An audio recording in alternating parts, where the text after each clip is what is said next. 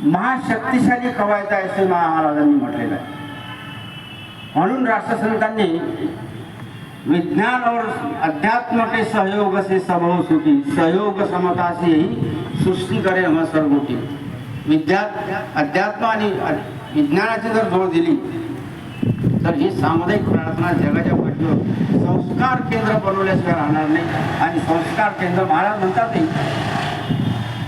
समाजाची प्रगती आणि उन्नतीचं जर कोणतं सामाजिक केंद्र जर असेल तर ते सामुदायिक प्रार्थना आहे। एवढी महत्त्वाची राष्ट्रसंतांनी सामुदायिक प्रार्थनेमध्ये लिहून ठेवलेली आहे, तुमच्या समोर ठेवलेली आहे। मंडळी, पुन्हा अजून महाराज म्हणतात,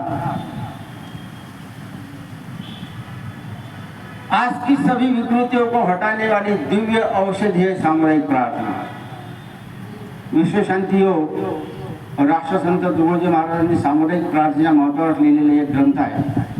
त्या ग्रंथाच्या पेजवर पहिल्याच पेजवर असं चित्र होतं, आग लागलेली आहे आणि त्या चित्रात ढग दिसलेले आहेत आणि ढगांमधून कुठेतरी असं पाणी पळते आहे, थेंब थेंब पाणी।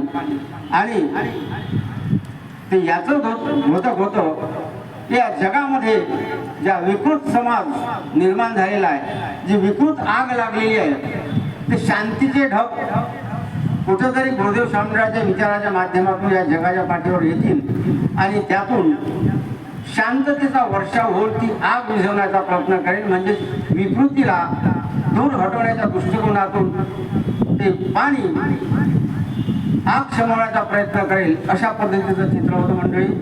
म्हणून ही सामुदायिक प्रार्थना सभी विकृतियों को दूर हटाने वाली दिव्य औषधि है सामुदायिक प्रार्थना।